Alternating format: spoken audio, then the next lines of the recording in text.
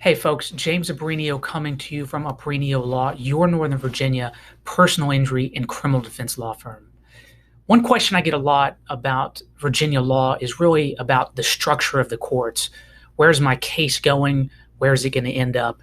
And how do these cases process through the courts here in Virginia? So this video is really geared towards talking about the structure of Virginia trial courts. So we'll start off with the criminal court. Typically speaking, in Virginia, if you're charged with a crime, whether or not it's a criminal misdemeanor or a felony, it's going to start off in one of the district courts, the general district court or the juvenile and family relations court.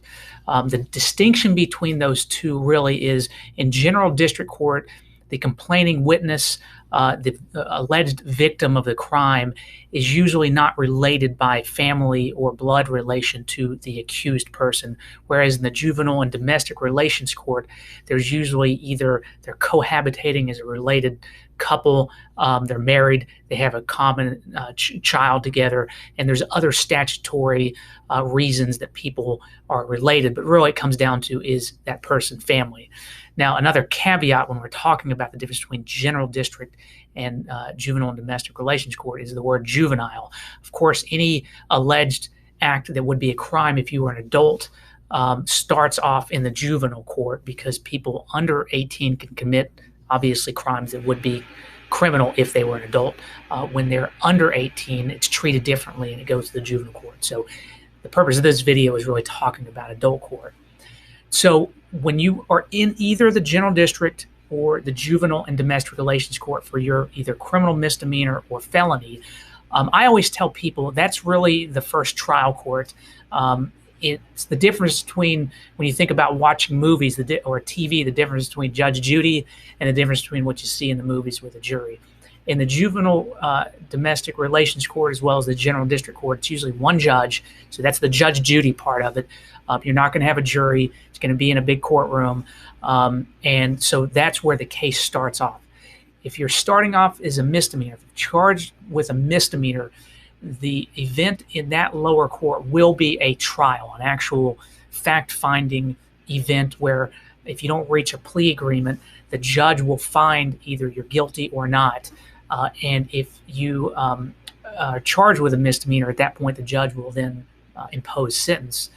Now, that being said, when you're charged with a misdemeanor, you can then have an automatic right to appeal to the higher court, the circuit court, which we'll talk about in a little bit. But if things don't go well in your general district court case misdemeanor or your juvenile and domestic relations court case misdemeanor, you have an automatic right to appeal that charge if you're convicted, so long as you do it within 10 days.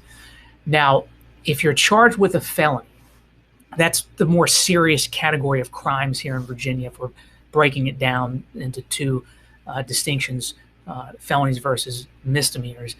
If you're charged with a felony and you're in the general district court or the juvenile and domestic relations court, where it typically starts, that's going to be what they call a preliminary hearing.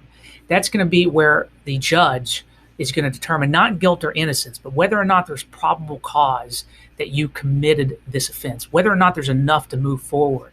And if the judge indeed, what they call, certifies it, he finds enough or she finds enough evidence, it will then be certified to the grand jury, and the grand jury will hear the evidence, and then they will issue an indictment, and the case will move up to circuit court that way. Now, just another caveat, again, if you've been acquitted on a misdemeanor in the lower court, in the general district or juvenile court, then it's done. There's no appeals. The Commonwealth, the government, can't appeal a crime that you've been acquitted of down in the lower court. If you appeal it, then obviously you'll be up in circuit court. Or if your case, your felony case, is certified, then you'll be up in circuit court. Now, circuit court, going back to the analogy of watching movies and TV, the circuit court is like what you see on the movies. It's where you get the judge, but you can also choose the jury as well. And if you choose a jury, it's going to be a formal opening statement in front of the juries. You're going to have jury selection and all that, and then you're going to argue to the jury and cross-examine witnesses in front of the jury. And the jury is the actual fact finder. They're the ones that determine whether or not you're guilty or innocent. As of this year, and as I'm shooting this video, if you choose to have a jury try your criminal case, whether it's felony or misdemeanor, the jury would also sentence you as well. But in July of 2021, that actually will be changing to where you can choose to be sentenced by a judge even if you have a jury trial. So that's a huge change in Virginia law. It's really a sea change in how things operate here in Virginia, I think for the better, because it gives you the option to choose or not to have a jury sentence you, which, depending on the case, it may or may not be better for you in your situation. Now, the trials in the circuit court, if you have to get there, are full blown. You should be fully prepared. Your attorney should be fully prepared.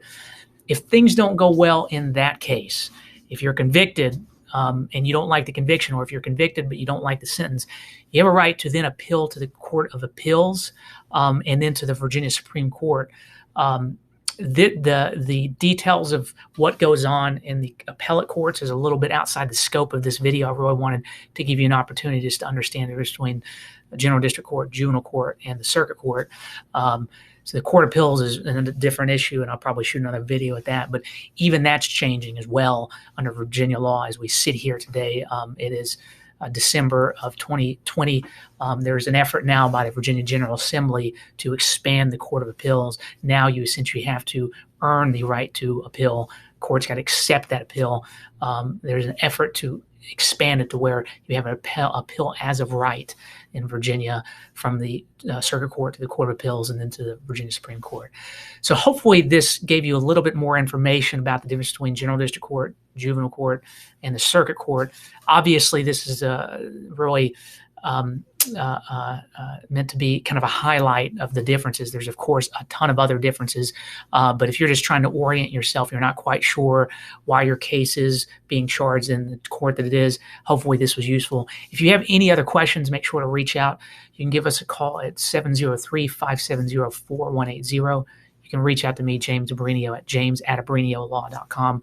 Of course, you can check out our website, www.abreniolaw.com. We've done, I think, a good job in trying to lay out various charges and answer as many questions as possible. But if you have a question, make sure to reach out as well. Comment on this video if you're seeing it on YouTube, or shoot me an email. My goal is to educate the public, give them information. Of course, it's not legal advice. You're ultimately, if you're charged with a crime, you're going to need to, and you should consult with an attorney. Probably hire one if you have the ability to, or be a court-appointed one if you fit the indigency category. But hopefully this information will help you kind of navigate a little better, maybe ask your attorney better questions. Maybe it'll help you make a better decision as to which attorney to hire as well. So thanks a lot. I hope that this has been useful, and I do wish you the best.